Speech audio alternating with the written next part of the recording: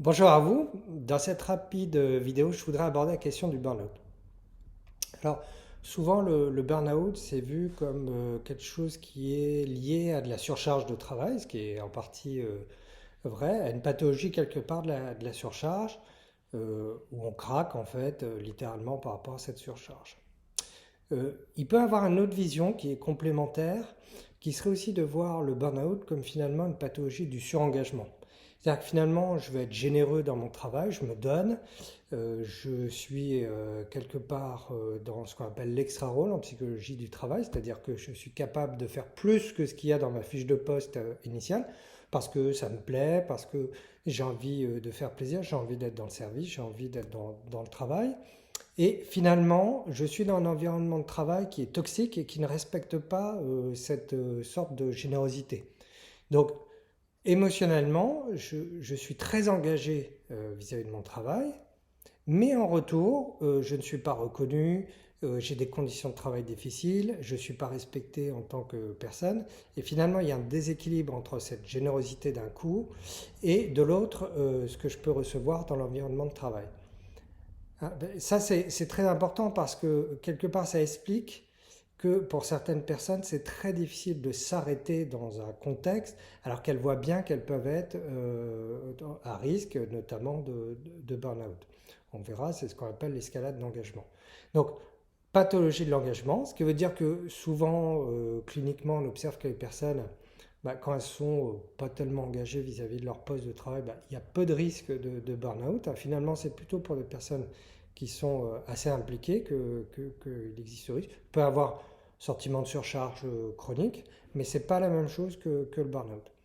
Et c'est ce qui fait d'ailleurs la complexité de cette pathologie, c'est qu'elle touche profondément quelque chose qui est hyper important pour notre santé psychologique de manière générale, c'est est-ce que je peux faire confiance à mon environnement? Est-ce que je peux être généreux sans me dire qu'en retour ça va être instrumentalisé et que je vais vivre quelque chose d'extrêmement négatif euh, en retour?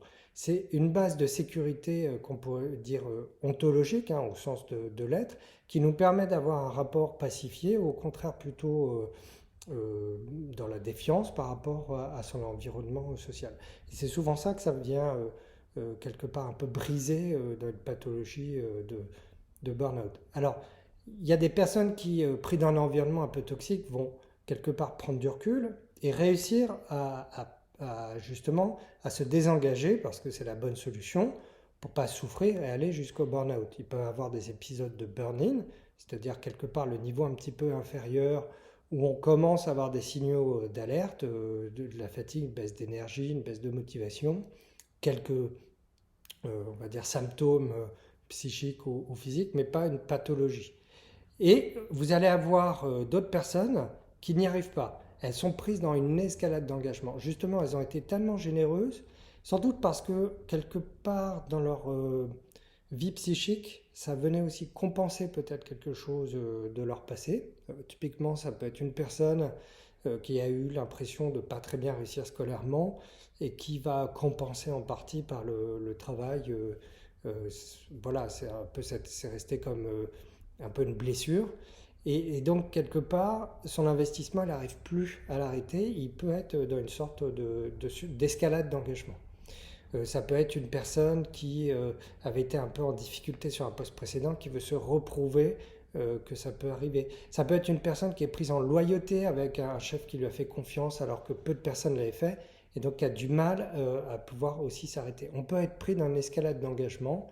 Moi, j'estime qu'il y a à peu près 30% des personnes qui sont justement très engagées au travail et qui sont dans un environnement toxique qui peuvent être pris dans cette escalade d'engagement. Une des premières interventions, justement, c'est d'aider ces personnes, quand elles sont en phase de burn-in, à pouvoir prendre du recul sur leur engagement, à l'élaborer et pas tomber jusque dans le burn-out.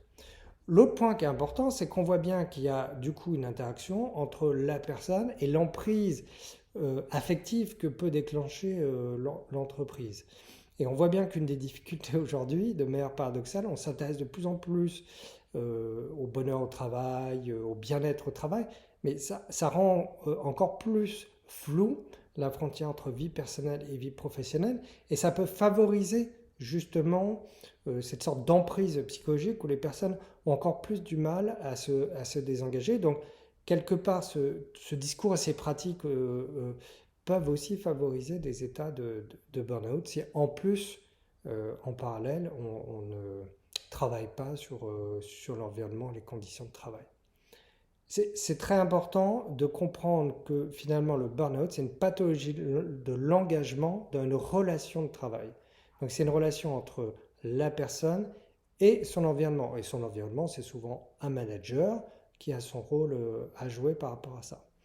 Alors, il y a du conseil à faire au management pour éviter ce type de situation. Il y a aussi un accompagnement spécifique, j'y reviendrai dans une prochaine vidéo, à faire auprès de ces personnes qui sont déjà atteintes du burn-out parce que on peut en faire une transformation positive, pas pour tout le monde, hein, parce qu'il n'y a jamais de baguette magique, il n'y a pas de miracle. Hein. Je ne me permettrai pas d'aller dans ce sens-là. Mais pour certaines personnes, ça peut être aussi le signal d'un besoin ou d'une période plutôt de transformation, de développement personnel qui peut être extrêmement intéressante. J'y reviendrai. À bientôt, merci beaucoup.